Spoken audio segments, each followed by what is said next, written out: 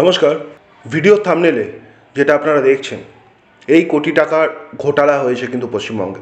এটা এতদিনভাবে সরকারিভাবে কোনো বিবৃতি দেওয়া হয়নি, বাট যেহেতু গতকালে যে সুপ্রিম কোর্টে এসএসসি স্কুল সার্ভিস কমিশন যেটা কনফেস করে নিয়েছে, স্বীকার করে নিয়েছে যে 8,324 জন 26,000-এর মধ্যে অযোগ্য।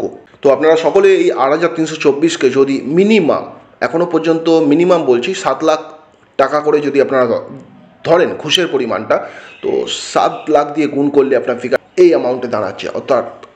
অর্থাৎ এত টাকার একটি বড় স্ক্যাম হয়েছে পশ্চিমবঙ্গে। এটা কিন্তু এবার কনফার্ম, যেহেতু স্কুল সার্ভিস কমিশন আপনাদের এটা স্বীকার করে নিয়েছে, তাই আমি এটা কনফার্ম একটা বলছি।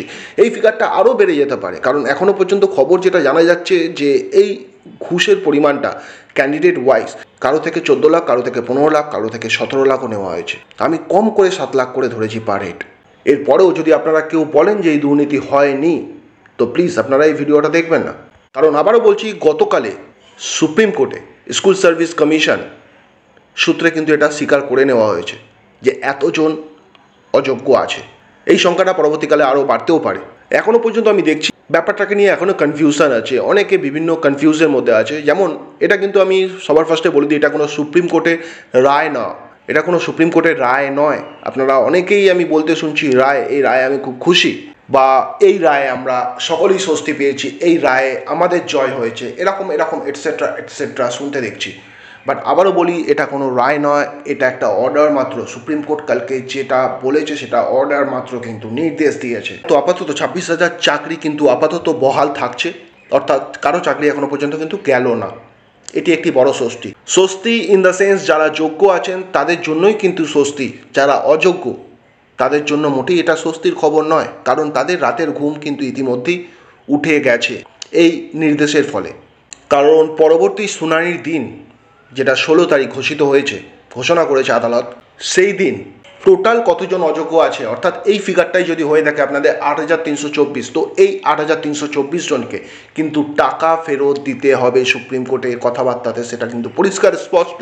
অর্থাৎ এই 2 মাস আপনারা যারা অযোগ্য ক্যান্ডিডেটস আছেন, আপনারা সরকার থেকে মাইনে তো পাবেন, অর্থাৎ এই মাইনের টাকা কিন্তু আমাদের জনগণের টাকা।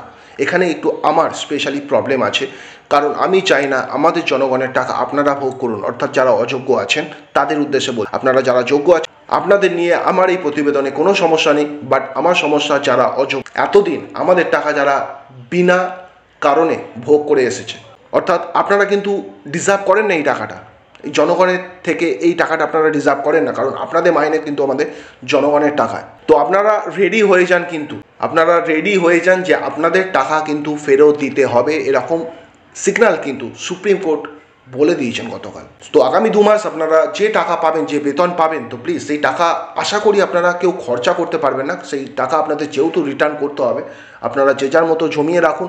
আর 2 নম্বর হলো, শুধু এই 2 মাস নয়, সমস্ত টাকা এতদিন ধরে আপনারা যত টাকা পেয়েছেন সেই টাকাও ফেরত দিতে হবে আপনাদেরকে, তেমনটাই বলেছে সুপ্রিম কোর্ট। তো সেই টাকা আপনারা জোগাড় করতে শুরু করুন। আর পাশাপাশি আপনারা যে সমস্ত মানুষকে এই ঘুষ দিয়ে চাকরিটা পেয়েছিলেন, সেই সমস্ত মানুষগুলোকে এবার টার্গেট করতে। তো পরবর্তী শুনানি যেটা 16 জুলাই ধার্য হয়েছে, সেই দিনের দিকে আমরা সকলেই তাকিয়ে থাকবো কি ঐতিহাসিক রায় আসতে চলেছে। আচ্ছা, এই যে তারিখ পে তারিখ সুপ্রিম কোর্ট যে তারিখগুলোকে একটার পর এক দিচ্ছে, অনেকেই এতে আপনারা সন্তুষ্ট নয়, আমি জানতে পেরেছি, দেখতে পেয়েছি, কিন্তু কিছু করার নেই। দর্শক বন্ধুরা, আবারও বলছি, এটি একটি খুবই বড় একটি বিষয়, কারণ 19,000, এই 26,000-এর মধ্যে 19,000 ক্যান্ডিডেটস আছে, যোগ্য ক্যান্ডিডেটস, তাদের ভাগ্য কিন্তু এর মধ্যে লুকিয়ে আছে। কোনো মতেই সুপ্রিম কোর্ট এটা চায় না যে সেই যোগ্য ক্যান্ডিডেটসদের সঙ্গে কোনো রকম অন্যায় এবং অত্যাচার হোক, তাই সুপ্রিম কোর্ট টাইম নিচ্ছে। তো প্লিজ আপনারা বোঝবার চেষ্টা করুন।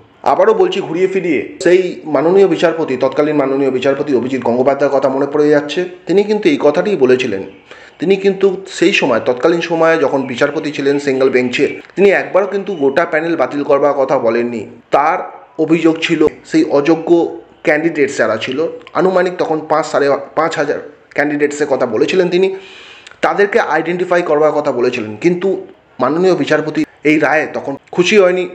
রাজ্য সরকার চ্যালেঞ্জ করেছিল, গিয়েছিল সুপ্রিম কোর্টে, আবার সেই রায়কে সুপ্রিম কোর্ট ফিরিয়ে দিয়েছিল ডিভিশন বেঞ্চে। আবার ডিভিশন বেঞ্চ এই রায় দিল, আবার সেটি চলে গেল সুপ্রিম কোর্ট।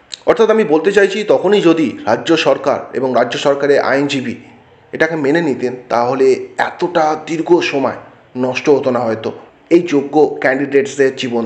এতদিনে হয়তো একটা সুদৃঢ় সিদ্ধান্তে আসা যেত।